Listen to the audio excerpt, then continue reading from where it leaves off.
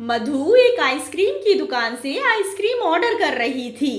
वो जहाँ खड़ी थी वहां से थोड़ी ही दूर रास्ते पर एक चमचमाती कार आकर रुकी। इस कार में से एक कपल बाहर आए जो पास के मॉल में जाने लगे। उस महिला की नजर आइसक्रीम ले रही मधु पर पड़ी। वो उसके पास आई और उसके कंधे पर हाथ रखकर बोली, अरे मधु, तुम, कितने सालों के बाद मुलाकात हुई है हमारी।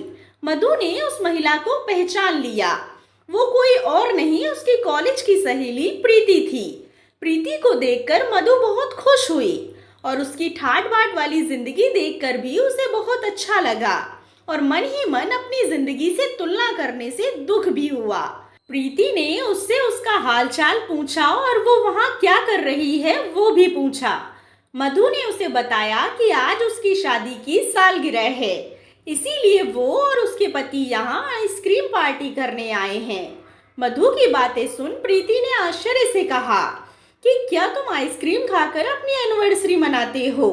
मधु ने दुखी मन से कहा, हाँ, हमारी फाइनेंशियल कंडीशन इतनी अच्छी नहीं है, इसीलिए हमें सोच समझकर ही खर्चा करना पड़ता है। फिर प्रीति ने अपनी बड़ाई मारते हुए कहा कि उसका पति उसे एनिवर्सरी पर विदेश टूर पर ले गया था और आगे बोली कि उन्होंने उसे ये डायमंड की रिंग भी गिफ्ट दी।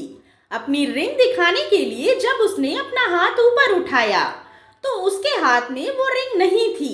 वो डर गई और अपनी रिंग पर्स में ढूंढने लगी, लेकिन पर्स में भी रिंग नहीं थी। इसीलिए उसने पास में खड़े अपने पति को रिंग खो जाने की बात कही। तब उसका पति उस पर गुस्सा करने लगा और उसे और उसके माता पिता को भला बुरा कहने लगा। फिर गुस्से में उसका पति रिंग ढूंढने के लिए कार की तरफ चला गया। मधु ये सब हैरानी से देख रही थी। उसने प्रीति से पूछा कि उसका पति उससे कैसे बात करता है। प्रीति ने आंखों में आंसुओं के साथ कहा कि उसके ससुराल वाले रिश्तों से ज्यादा पैसों से प्यार करते हैं। फिर मधु को कुछ दिन पहले की बात याद आई जब उससे नया मोबाइल गलती से टूट गया था। उसने डरते डरते अपने पति से कहा तो उसके पति ने स्माइल के साथ उसे समझाया कि डरती क्यों हो, मैं इसे रिपेयर करवा दूंगा। उसने आज जो कुछ देखा और महसूस किया तो उसे अपनी जिंदगी प्रीति की जिंदगी से ज्यादा खूबसूरत लगी।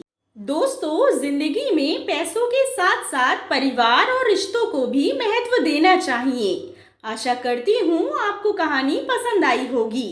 कहानी पसंद आई हो तो कहानी को लाइक एंड शेयर करें। कहानी के बारे में कमेंट कर अपनी राय जरूर दें। अगर चैनल पर नए हो तो चैनल को सब्सक्राइब करें। कहानी सुनने के लिए आप लोगों का बहुत बहुत धन्यवाद।